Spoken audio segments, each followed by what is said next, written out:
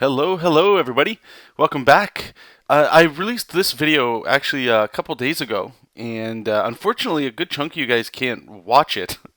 And I don't mean to laugh, but it's YouTube. I was playing some music. This was all done during a random casual stream. And I just figured, you know what, I'm gonna post it anyway as well, because this image here, this Antman commission, which we'll get into talking about the process and all that very soon, it turned out really well. I actually had a lot of fun with it. And there was a lot of conversation happening in the chat, which was awesome, just for being totally random. But I wanted to just crop out a bunch of that because that was like a 3 or 4 hour stream. This image here, if I looked at the time rate, it was about like 3 hours all said and done. And I don't know. It doesn't seem like it should have taken that long, but you'll see there's like some. I was explaining some things. You'll see random stuff popping up on the screen. But just really quickly, the beginning of the video here, I showed. I'm gonna try doing this. We'll probably get a better version of it as we go.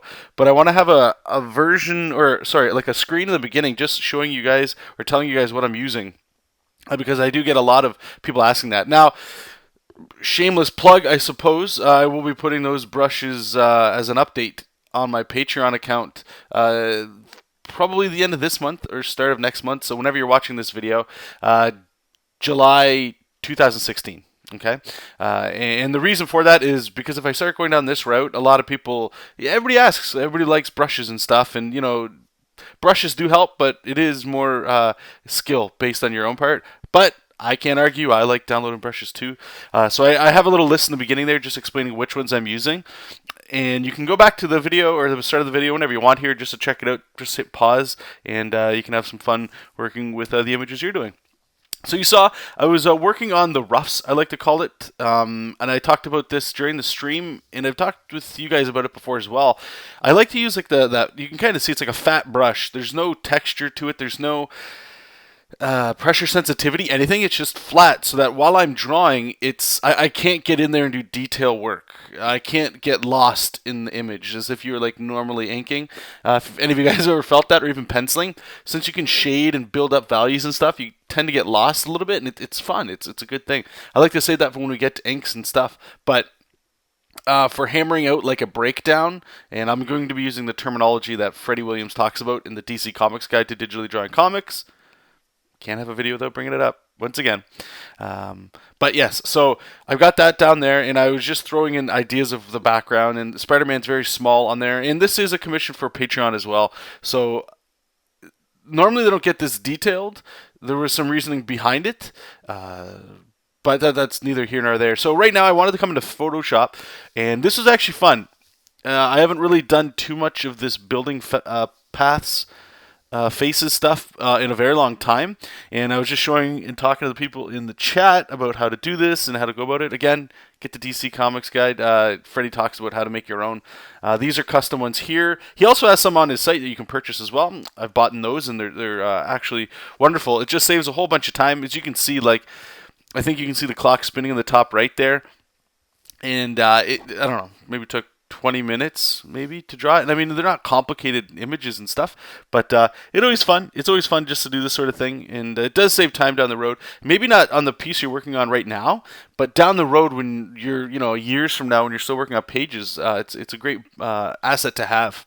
And I should say this isn't smooth at all. It's been choppy from the beginning because it is like 3 hours, and me condensing it down to like 999% sped up. It gets it down to like 16 minutes, and that's why it's all jittery like this. So hopefully it's not too brutal for you guys. So anyway, we got that, brought it back into Manga Studio here, and now that I had those line art, I'm just making the cardboard cutouts here, or how is another way of explaining it? Basically putting a tracing the outside, almost if you drew this on paper and then you cut it out of a piece of paper, so it's still got that white background, and you can move it anywhere on the image and it'll block out things behind it. And we're going to end up doing that here with Antman and Spider-Man as well, and you'll see. And I got the helmet in here. I didn't even realize this, but the original commission for this was just Antman, and I already had that saved on my computer, but the commission changed. And I had forgot about this, so I loaded it up, and I was like, what is this file here? And his helmet was pretty much done, and I was like, whew. that helmet is a lot of work, and I was glad to have that already done. And then I get to just work on, some of the anatomy. And we're going to get into things that you guys have seen before. It's such a wonderful asset to do and to have when you're working digital. Some people don't like it. I think the more you kind of get used to this stuff, the more you sort of integrate other things you might not have liked before, and finding ways to manipulate it to get like a really cool effect. So like right here, you're going to see I'm making thick lines, and then I run an action. All an action is a recorded group of functions that you've already done. So all it is, and I'm explaining here in the chat what the hell just happened. Because it's funny.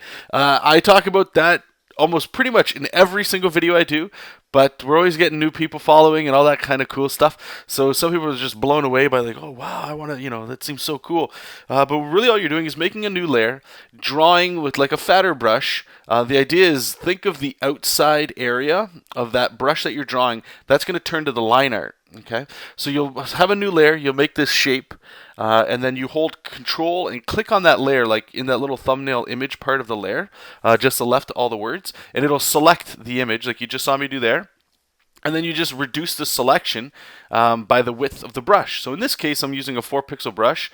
Manga Studio is a little different than Photoshop, I'm finding, with these selections, and you have to like reduce it even less. So I'm drawing with 4 pixels. I had to reduce it by 2, I think it was. I'm trying to think off the top of my head. Anyway, and then you can hit delete and you're fine, or you can fill it with white. That way you can, it'll block out any line art underneath it. And you just play around with it. You'll see like right here, like I just threw that on top of his little gauntlet there, and it blocked out all those lines that I already established there. So why I say this is a little different than I think how most of us are normally, like, in reality, you can't draw like that, right? And I think that's the reason why it's a little bit of a learning curve. A lot of us you'll have to get the eraser out if you're working with real tools, right? And you'll have to go in there and you'll have to manually get rid of it. But with not Photoshop, but in digital, since you get to work with layers, you're able to just build on things. And I guess it's more akin to painting, really, than actual illustration. And that's where people get a little bit of a hiccup. I find a lot of older folks, too, that are into art. I get messages all the time asking about, like, they're just struggling so much with digital and they can't wrap their mind around it and stuff. And that's, I've found one of the easiest ways to just explain it is just think of it in a way like painting, where you're building up shape and volume as opposed to necessarily just illustrating it. And this whole thing is a process. It takes time to sort of appreciate what you're doing. I've talked a bajillion times about how I used to hate just the way this looks. Like, ugh, so gross. Yuck. Right there, I'm making silhouetted shapes, running that path again where it's different. Or no, it's the same one, sorry, where I can turn it into line art again. And you can get some really cool stuff out of that. Some organic looking shapes and all that. So Antman's looking like he's about wrapped up. So I'm going to start working right here about doing the contour layer. Now, I have another action as well that makes a contour all on its own. However, in complicated shots like this, where you've got a character behind an object and in front of an object, and they're individual, right? Like that building, I can move it around still. It's very tough to use that function. So unfortunately, from time to time, not that often, I have to go in here and manually do that the grunt work there. And like I say, it's not a huge deal at all. But this just the point of this here is it's to get us set up for inking, which we'll be tackling soon. And I'll talk a little bit more about the inking when we get there. I'm just seeing things here. You can see I'm filling with gray. I was just using gray as a color, a temporary color for that period right there, so I could block it out as white. So if it's gray, I can fill that layer in with white instead of gray. That way I don't have to see it or, stress my eyes out as much trying to find these shapes. And right here, like the image, if this was just like an Antman image, it's done. But we've got Spider-Man, and they're just supposed to be bros. I guess that was the commission it's called, and it was really fun. It's just him and the Iron Man version of Spider-Man. And that's always a fun one, too. There's something about that design that's so simple, except for like the what are they called? The spider legs? Are they mandibles? Something like that. Those are a little bit more time-consuming and stuff, but that's, boo-hoo, right? We got to get the character going. So you can see I've turned everything off just so I could have Spider-Man on there. And what are we doing here? I have no idea what I'm explaining to people. It's just hopping everywhere. So we're going to get into the legs, and I'm actually going to run that action again where you're going to see it's just going to be like a black shape. And what's cool about that is because it lets you just think of the silhouette. It's more of a design thing. It can help you get around things like tangents and stuff because all you're wearing is a black shape. And I know I'm just speaking in organic terms right now. You'll see it happen real quick. So I'm going to draw all 4 of his legs. Like right there, I'm using the marquee tool instead of just drawing it in. Fill it in black.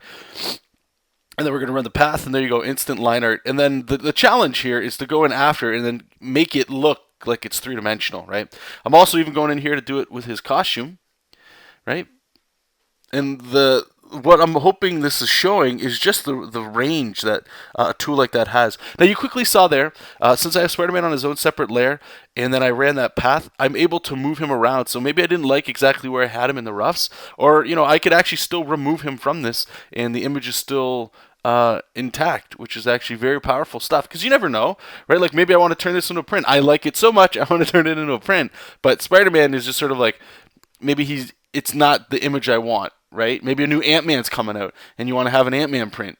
Well, get rid of Spider-Man because he doesn't need to be there since he's on his own layer, and it just makes things very easy to work with. So here, yeah, I've also got, I don't know why, one day I just made a document with my signature so I can just throw it in. It's just a signature. It's not this.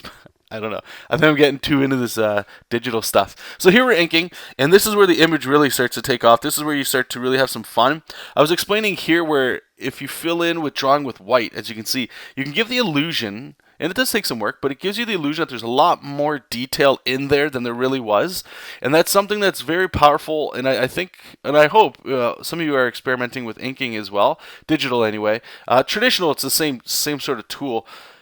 But you're just building on a value. So if you're filling it all with black, that's cool. But you can kind of go in there and draw. Like you'll see right here, I think I add some render lines. And I'm not really sure I like the actual tube on the back of them. I think it actually, that's the weakest part of the whole image.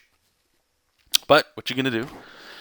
And here I'm just putting line art in. Just trying to break up these shapes, make them feel like they're connected. You could see... You might have to go back because I know it's popping around. But his back arm there, it's flexed, and I added a cut in the muscle there, and it actually really helps pop that side out. And it makes it look way better, too. And you'll also see I'm drawing a lot in white to clear up some of these lines. So you'll see when we go down in his forearm here that's like reaching over the building, we did that right there. We did like this, that tool where you just draw in black and then you fill it with white, but it's just a solid shape. So you're going to see I'm going to start banging it up and drawing with white over the top of it where the light would actually hit. And because of that, it actually makes it feel a little bit more organic and texture-like. We should be doing it pretty soon. Because I just want to make sure you guys can see it. Because it's a really cool effect. And again, it makes it almost look like more work went into it than it actually did. And we're about the 13-minute mark, so I'm just going to start talking about the markers that are coming up here because I feel like we're going to jam through that real quick. At the end, it's sort of like a zoomed-in shot of the image, so you guys can check that out as well. And if you guys are following me anywhere, like on Twitter, Facebook, just go back. You've probably already seen it. I posted this, again, when I was done a few days ago. So, and it's actually gotten a really good response, which I'm excited about. I mean, it is an established character. It's not like Jessup King or something, so more people are familiar with it. But I'm also hoping that people are liking it because, they enjoyed the image. It sparked something in them that was a little interesting. And here I'm just showing the different brushes. The first one on the right there was the original Copic marker. I forget where I downloaded it. I think somebody provided that link on DeviantArt. And then the one on the left, I went in there and I added some texture, some watercolor effects. And you'll see as we go in here, like it sort of goes in there where, like, if you sort of draw over it, sometimes you get a little bit of like a bleed, like a watercolor effect. And the reason I did that is I was looking at some of my Patreon. I do a monthly giveaway on there as well, and I use Copic markers like grays. And I was in there and I was just looking at the high res scan that I had, and there's like little texture. You guys kind of see it in there. There's a little bit of texture that that the original brush I had I felt was missing. So you see in there, and it might look a little muddy. Actually, you guys let me know. In the chat below, just let me know what you guys think of this. Does it look good? Do you guys dig it? Because I still want to refine it a little bit more. Some people were talking in the chat, which I thought was actually a really good point. I'm going to have 2 versions of the brush once I get in there to kind of find that ink that I like, or the the marker setting that I like, where it'll have the chisel tip and then more of like that little paintbrush. And for those of you that have Copics, you know what I'm talking about. If you don't have a Copic, the idea is it gives you two different marker heads for different things, right? Like sometimes it's nice to draw in straight rectangular shapes, and then sometimes you want just that little like brush tip to get in like the detail areas and stuff, where like a big fat brush just wouldn't be proper for that. The other thing I wanted to bring up is I was talking about this in the chat as well, or sorry, during the stream, is I want the focus of this image to be the face. And here I was just showing some other stuff here. But I want Ant-Man's face to be the focus. So when I went in there, you'll see I grab a darker marker as well, and I add a little bit more detail. But everything else is pretty flat, like simple stuff. There's not much complex shading going on, except in his face. I wanted to put like a little bit of white cuts in there just to give it more detail, because the eye generally is drawn to detail, but if everything's detailed all the hell up, there's no place for the eye to rest, and sometimes art can get a little chunky and muddy as well. So here, like, you can see I'm adding, you could go ahead and do the whole piece like this and fix it up, but there's no real reason for it because I just wanted the attention for the head there. But it looks like we're about to wrap up here. I just want to say thank you guys so much for taking the time to watch this today. I hope you enjoyed something, and again, leave a comment below and let me know what you guys thought, and if you liked it and if you hated it and all that good stuff. And like always, you guys keep reading comics, keep making comics. I'll talk to you guys very soon. Bye bye.